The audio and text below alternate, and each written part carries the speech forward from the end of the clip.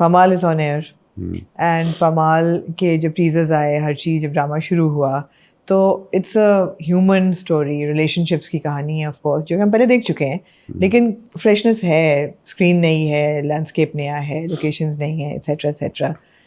When आपकी जब casting हुई तो उसमें सबसे इंटरेस्टिंग बात ये थी कि इससे कुछ एक साल को पहले आपको हमने देखा तुम्हारे हुस्न के नाम में, and in that drama, which was also really good, you're playing Sabah's son, almost son-in-law, son-in-law, son-in-law, I mean, right, but son-in-law, और वो था, and here you're playing her love interest. I actually love that. I love the fact कि एक actor जो है उसकी age restrict नहीं करनी चाहिए as long as स्क्रीन पे compatibility नजर आ रही है। And I have to say पहली 2 एपिसोड्स में नहीं नजर आई थी, पहली 2 एपिसोड्स में नहीं नजर आई थी, और ये कहा था कि नहीं, कास्टिंग सही नहीं है, सबा ये लग नहीं रहा कि ये compatible हैं as you know somebody who has a love interest। लेकिन अब आहिस्ता आहिस्ता जैसे कहानी आगे चल रही है तो शायद अन्नी में भी कुछ मेच्योरिटी आ रही है या कुछ है। अन्नी की दाढ़ी भी बड़ी हो गई, अन्नी की दाढ़ी बड़ी हो गई, देयर यू गो, दाढ़ी के साथ उम्र जो है ना वो होती है।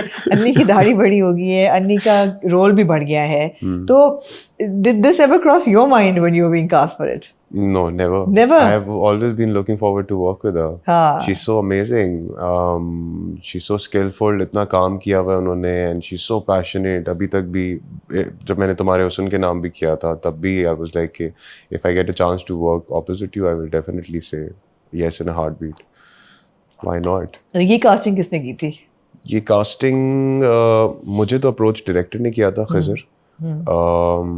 खिज़र का था कि यू शुड डू इट। मैं नहीं करना चाह रहा था क्योंकि उस वक्त मैं कुछ और कर रहा था, बट देन मैंने भी कर लिया। एंड वो सारा जो अन्नी की लुक है और अन्नी जिस तरह है, वो सारा खिज़र के दिमाग में था। Right.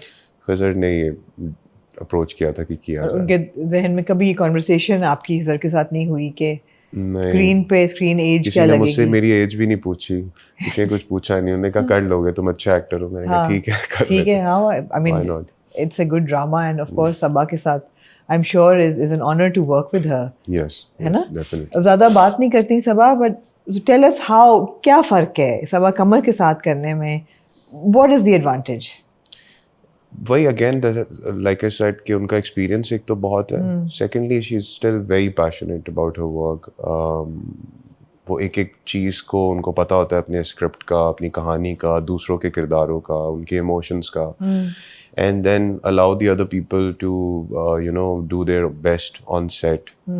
She doesn't come across as someone who has a baggage of experience in this field. वो बहुत फ्रेश एनर्जी के साथ आती है काम करने के लिए, और वही चाहिए होता है आई थिंक सीन करने के लिए, क्रिएट करने के लिए। और हम सब देखते हैं उनका काम, उन्होंने बहुत, उनका बॉडी ऑफ वर्क बहुत अमेजिंग है, बहुत अमेजिंग बॉडी ऑफ वर्क है। इनफैक्ट जो हिंदी मीडियम थी, मैं इरफान खान का काम मुझे बहुत अच्छा लगता है। तो उनके साथ भी जब मैं देखता था सबा कमर का काम, तो मैं कहता था यार मुझे कहीं ऐसा लगता नहीं है कि इरफान खान इज हेयर और Saba Qamar is here. Irfan Khan is there, we see कि उन्होंने काम किया, बट जब वो दोनों साथ में आते हैं, सीन करते हैं, तो it looks like an equal transaction between two actors. I think हर इस अपॉर्चुनिटी मिलने की बात है, क्योंकि इरफान खान का एक्सपोजर अपॉर्चुनिटी ज़्यादा उनको मिली, लिहाजा ज़्यादा रेंज नजर आई। अगर सबा को जितनी मिली है, आपने कभी she is never let you down as a performer. अगर ज़्यादा मिलती अपॉर्चुनिटी तो वो इससे भी ज़्यादा। She is a fantastic actor, she is amazing, इसमें कोई शक नहीं है। मैंने वर्क कैसे किए, वो हर चीज़, लोकेशन भी बड़ी अच्छी थी। It must have been also refreshing to shoot somewhere new, and you know वो मज़ा आया होगा। हाँ, मरी के अंदर थे हम। मरी हाई हिल्स पे, जहाँ पे सांस थोड़ा सा साथ छोड़ देती है। इतना हाई था? हाँ, इतना हाई था, लेकिन वो अच्छा था लैंडस्केप, और बहुत अच्छे सीन्स हैं जहाँ पे मेडो में डैफोडिल्स के बीच में बैठे वो अपनी शायरी या वो पढ़ रहे हैं। इट्स रियली नाइसली शॉट, मज़ा आता है देख के, यू नो। और जो हमारे ड्रामों का शुरू से जो मैंने देखे हैं पीटीवी के टाइम से थोड़े ड्रामे, तो उनकी, हमारी स्टोरी टेलिंग ड्रामों की, उसमें बहुत ठहराव हमेशा मुझे महसूस हुआ। बिल्कुल। वो पामाल में हमें नजर आता है जैसे आप रिफ्रेश कैरियर के थोड़ा रिफ्रेशिंग है। हाँ, रिफ्रेशिंग है, वो ठहराव मुझे पामाल में भी महसूस होता है कि वो है, कोई एक्स्ट्रा ऑर्डिनरी स्टोरी नहीं है, but it's been told in a very way कि जैसे हमारे ड्रामास का हाल है, कुछ इसमें हटके है, कुछ हट में है। आई होप रहे, बिकॉज अभी तो ड्रामा शुरू हुआ है, तो अन्नी की कैरेक्टर को लेके because you done so many negative characters through your career और काफ़ी लास्टिंग इम्प्रेशंस रहे हैं, ख़ासतौर पे जाने जहान का तो तबरेज़, राइट? जी, तबरेज़ तो बहुत स्ट्रॉन्ग कैरेक्टर था, तो वो रहे हैं क्योंकि मुझे मेरे जहन में कॉन्स्टेंट था कि अच्छा is Annie going to now turn like sour and vengeful and bitter and awful. अभी तक तो ऐसा नहीं हो रहा और अब लग रहा है शायद होगा भी नहीं। Do you feel that there is also baggage on you with having been stereotyped to some extent कि negative characters करना है, you do them so well? Does that bother you कि लोग आप perceive करते हैं या cast ही ऐसे करते हैं? It does. It does. हाँ. अब करने लग गया क्योंकि वही जैसे हमने शुरू में बात की ना कि lack of imagination है, क्योंकि casting डायरेक्टर्स उस तरह से हैं नहीं, तो इसलिए मुझे लगता है कि यार बहुत सिमिलर कैरेक्टर्स ऑफर हो रहे होते हैं, तो मुझे I have to unbrand myself now in order to get different How does one do characters. that? To stop saying no because मैं भी कोई negative You start saying no. You start saying no. मैं भी कोई negative characters नहीं देखता। मैं theatre किया था नापा से, वहाँ पे हमें यही जितनी मैंने भी सीखा एक्टिंग के बारे में या पढ़ा, तो मुझे लगता था कि किरदार तो किरदार ही होता है, उसमें नेगेटिव पॉजिटिव कैसे हो सकता है? जैसे हम सारे इंसान हैं, क्या हम रियल लाइफ में भी इसको ऐसे देख सकते हैं कि ये नेगेटिव इंसान है और ये पॉजिटिव इंसान है? नहीं, इंसान तो बहुत सी खसूसियात से भरा हुआ है, ग्रे होते हैं। बट कैरेक्टर्स के बारे में आई थिंक लोगों का है शायद, या चैनल्स का है कि वो उसको इस तरह प्रेजेंट करते हैं कि एक पॉजिटिव होता है और एक नेगेटिव होता है। बट मुझे तो कभी भी वो किरदार पढ़ के तबरेज़ या सम्मी का जो किरदार था, मैं तो उनसे सिंपथाइज भी कर पाता था क्योंकि मुझे पता है कि उनके इशू कहाँ से ड्राइव हो रहे हैं। And what we do is also, I don't want to sound intellectually masturbated right now, but it is a reflection of our society, right?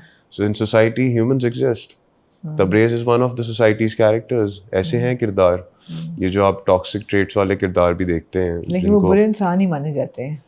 बुरे इंसान माने जाते हैं, ठीक है, लेकिन उनमें रिडेम्पशन के चांसेस भी हो सकते हैं। मेरे ख्याल में होने चाहिए होने चाहिए रिडेम्पशन के चांसेस। मैं तो हमेशा ये बात करती हूँ कि एक बुरा अगर कैरेक्टर है, एक नेगेटिव कैरेक्टर है, भाई तो वो क्यों है ऐसे? ये ड्रामा में बहुत कम बताया जाता है कि कोई ऐसा क्यों है। आपने बस ये अज्यूम कर लेना कि ऐसा है तो बस ये ऐसा ही है। दूसरी चीज़ है कि अगर वो कोई गुनाह कर रहा है या क्राइम कर रहा है तो उसके बाद क्या ज़िंदगी ख़त्म?